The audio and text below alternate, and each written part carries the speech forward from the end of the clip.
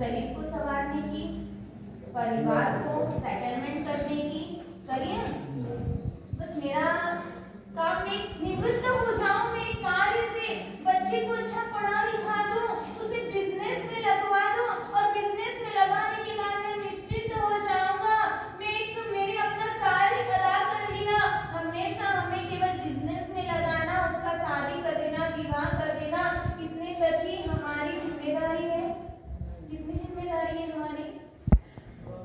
आज मकान को सजाने में, गाड़ी A1 अच्छे नंबर की लाने में, इस चीज में हम होशियार हैं। हाँ, घर को किस तरह से सुंदर बनाना है, जीवन को किस तरह से सुंदर बनाना है, ये नहीं मालूम है। हाँ, लेकिन घर को कैसे सुंदर बनाना, कितना आकर्षण हमारे घर में होना चाहिए, गेट कैसा होना चाहिए, मेन दरवाजा कैसा होना चाहिए, इंट्रेंस में सबसे पहले क्या होना चाहिए, ये सारी चीजें हमें ध्यान है। लेकिन जीवन को सजाने के लिए, संवारने के लिए हमने आज तक मेहनत नहीं की। लेकिन मेरे प्रभु है जो जीवन को संवारने की टेक्निक आपको बताते हैं। अब हमें मालूम होना चाहिए कि हमें हमारे जीवन को कैसा बनाना है, वन बनाना है या नंदन वन बनाना है। वन बनाना है या उपवन बनाना है, नंदन वन बनाना है। वन और उपवन में क्या अंतर है? वन जंगल होता है, उपवन बाग होता है। हाँ, वन जंगल जैसा होता है जिसमें कोई किसी चीज की मर्यादा नहीं होती है। एक यहाँ वहाँ सब दूर हर जगह पेड़ कैसे भी लगे हुए होंगे, उसको कहते हैं वन। लेकिन उपवन यानी सुंदरता। उपवन में जाओगे तो आपको रुकने की, बैठने की, ठहरने की, आराम करने की इच्छा होगी, क्योंकि उपवन आपने बनाया। कहाँ पे, किस जगह पे कौन सा पेड़ उगाना है, कौन से पौधे लगाने, किस तरह के फूल इकट्ठे करना है, वहां पर कौन सी जगह पे फूलों की क्यारी होनी चाहिए, कहाँ पर कौन से पेड़ की क्यारी होनी चाहिए, ये सारी व्यवस्था हम करते हैं। तो वो एक सुंदर सा उपवन बनता है। अगर हमारी जिंदगी के अंदर कोई नियम मर्यादा नहीं हुआ तो हमारे जीवन पे वन जैसा बन जाएगा। लेकिन अगर हमें अपने जीवन को उपवन बनाना है, तो मेरे सोम प्रभु गुरु भगवान जी बता रहे हैं कि अगर आपको आपके जीवन को उपवन बनाना है तो 3 बातें बताइए। एक, आप भद्र परिणामी हो जाए। भद्र परिणामी, क्योंकि ज्ञानियों ने कहा कि यह जो सिंदूर प्रकरण सूत्र है, यह हर किसी को देने जैसा नहीं है। 3 बातें पढ़ने कर कह रही थी कि अयोग्य व्यक्ति को कभी भी उपदेश नहीं दिया जाता है। दृष्टिरागी और धर्मद्वेषी और मूर्ख, इन तीनों को योग्य व्यक्ति को, इन अयोग्य व्यक्तियों को हमें धर्म देना, उपदेश देना नहीं चाहिए। अब इन्हें देना, उनकी बात हमारे यहाँ चल रही थी, लेकिन उसके पहले हमें सोचना पड़ेगा कि हमें उपवन बनाना हो तो ये चीजें सुने, इन चीजों को हमारे जीवन में अमल में लाए। ज्ञानी बता रहे अगर आपके जीवन को उपवन बनाना है या किसी भी व्यक्ति को धर्म का उपदेश देना है तो भद्र परिणामी हो, उसे ही उपदेश आपको देना है। भद्र परिणामी की पहचान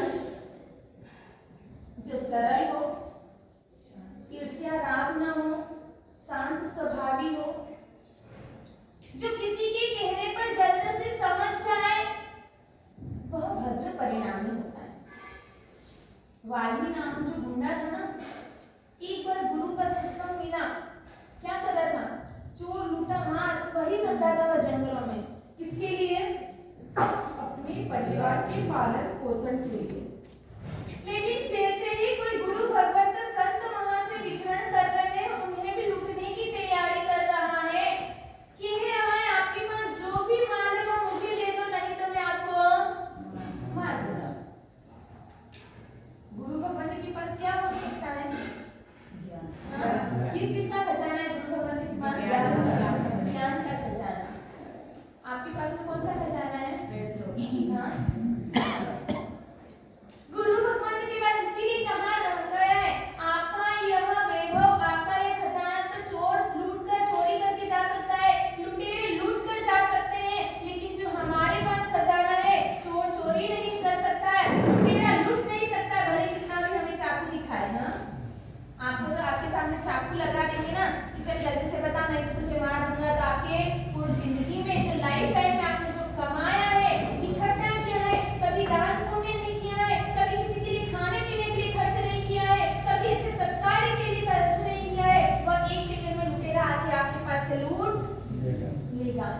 हमारे पास से लूटने वाला कोई नहीं है।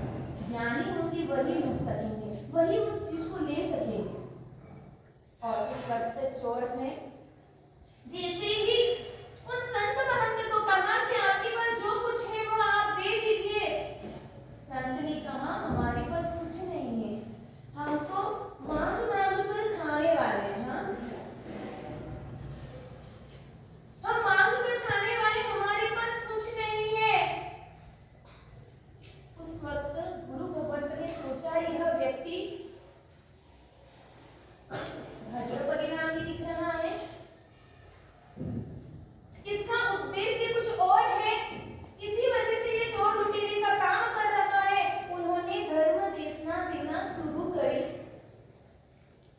कि संसार में कोई किसी का नहीं, कोई इतना पाप कर रहा है, किसके भी कर रहा है, क्या तेरे पाप के पार्टनर यह बनेंगे? तो जिसके लिए परिवार, पुत्र, पत्नी, माता पिता के लिए जो यह पाप कर रहा है, अगर तुझे विश्वास नहीं है तो ले, हम यहीं पर खड़े हैं, तू तेरे परिवार से पूछ कर आ जा। क्या कहा?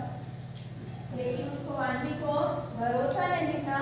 उसने गुरु भगवत को क्या किया? पेड़ से बांध दिया, अपने घर पर चला गया। घर पर जाने के बाद में पत्नी से पूछा, पुत्र से पूछा, माता पिता से पूछा। तब माता पिता और पत्नी ने कहा कि बेटा पाप तू कर रहा है तो पाप का और कर्ज भी अदा मुझे ही करना पड़ेगा, हम इस पाप की भागीदारी नहीं बन सकते हैं। तब वाल्मीकि आंखें खुली और उसे लगा कि सचमुच में एक संत जो मुझे बात कह रहे थे वह सत्य हकीकत घटी।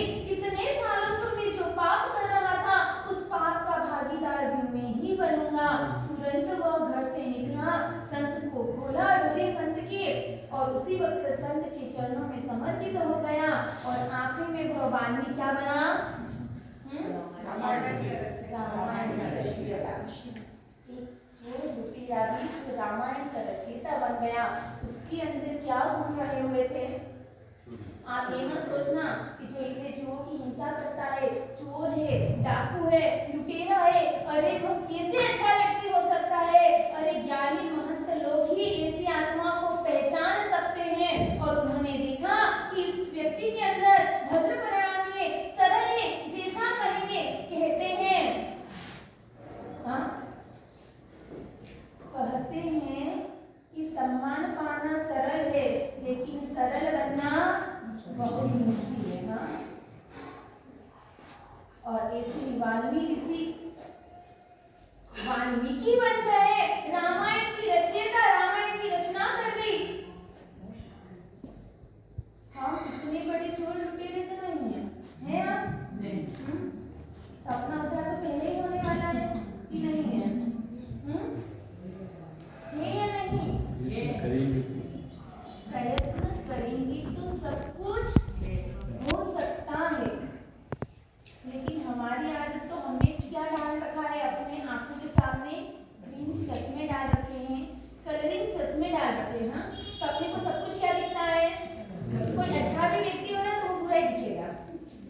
एक गाय जो थी वो घास खाती नहीं थी, क्योंकि उसको घास ग्रीन ग्रीन यानी कि हरी हरी गीली घास खाने की आदत हो गई।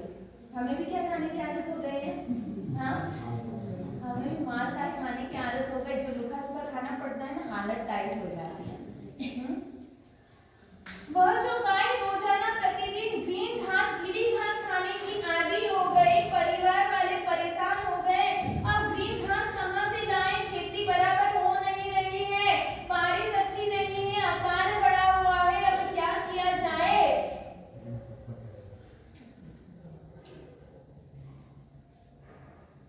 किसी ने कहा अगर इस गाय को अगर ये नहीं खाएगी तो मर जाएगी, अब इसको कैसे खिलाना? ग्रीन मिल नहीं सकती है। एक बुद्धिशाली व्यक्ति था, उसने कहा मुझे क्या इनाम मिला जाएगा? उन्होंने कहा जो तू मांगेगा वह दूंगा, लेकिन तू मुझे इस गाय को खिलाना सिखा दे। तुरंत वह गया और एक ग्रीन कलर का चश्मा उस गाय के आंखों पर लगा दिया। अब उस गाय को सब जगह जहां जहां देखे उसको सब चीजें ग्रीन ही। अगर व्हाइट चश्मा लगाएंगे सब दूर हमारे सामने क्लीन सब चीजें दिखेगी, ब्लैक लगाएंगे तो ब्लैक दिखेगा।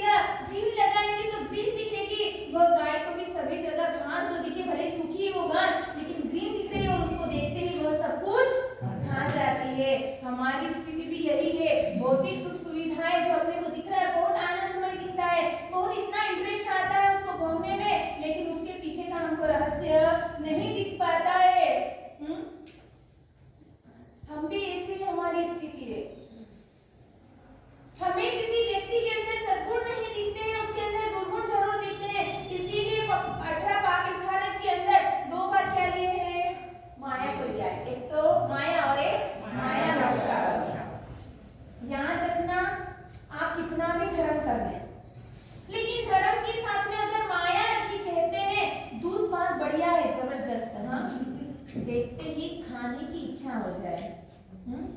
दूध